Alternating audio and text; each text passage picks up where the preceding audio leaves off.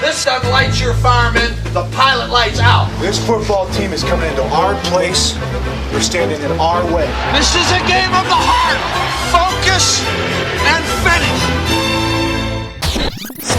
Maybe I'm reading this wrong, but there's every indication that Terrelle Pryor will win the starting job at Oakland, and offensive coordinator Greg Olson believes that his scheme can maximize Terrelle Pryor's talents and allow him to progress as the season goes on.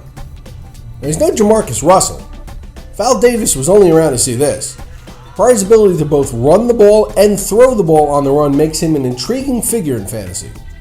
Don't forget, playing for an awful team doesn't necessarily mean awful fantasy stats. Kevin Ogletree is expected to open the season as the Bucs' number 3 receiver. Ogletree will see the majority of his playing time as an outside receiver in 3 wide sets, with Vincent Jackson moving to the slot. Through 3 preseason games, he has 10 receptions for 114 yards and 1 touchdown. But don't get too giddy about his prospects. Ogletree is expected to be pushed for snaps by former Rutgers standout Tiquan Underwood. I've had 4 people this week who don't even know each other tell me that former West Virginia standout Tavon Austin is a prime candidate to be overdrafted because he was the number 8 overall pick in this year's draft. And then he won't be a factor in the red zone because he's 5'8", 174 pounds. See, that's when I go the other way.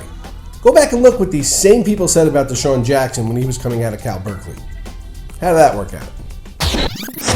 When you're looking for some late round flyers, don't forget about Justin Blackmon. He's only suspended for 4 games and it'll be October before you know it. He's someone who can make a real difference as the season goes on. The Eagles have run an average of 75 offensive plays per game in the preseason, tops in the league. Now to put that in perspective, the NFL average last year was more than 10 plays less at 64.2 plays per game, and the Patriots led the way at 74.4. They had a pretty darn good offense. Now, I don't know that that will translate into wins, but you have to believe that Chip Kelly's offense is fantasy friendly for the skill position players. The Packers are committed to finding a running game after Aaron Rodgers was sacked a league-high 51 times last year. And in the wake of DeJuan Harris's season-ending injury, Eddie Lacy will have a bigger role in the offense than most originally thought. Consider this. In 5 2012 games before injury, Cedric Benson averaged 14.2 carries and 2.8 catches per game. Lacy can put up some pretty decent numbers with that many touches. Are you one who's worried that Roddy White won't take the field in Week 1 because of his ankle sprain? Consider this. He will have had 24 days to rest since the injury when the pigskin is kicked off, and he's never missed a game in his career. Feel better now? Brandon Marshall has certainly been chirping quite a bit about his hip and how he's still not feeling right after his 3rd hip surgery.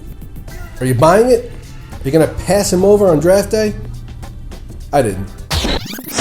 With just 1 week till the NFL season starts, be sure to tune in to the Roto Experts Fantasy Football News, Notes, and Analysis segment every weekday.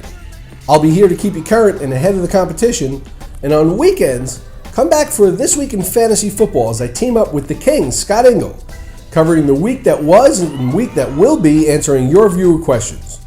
For Roto Experts, I'm Mike Cardano. See you tomorrow.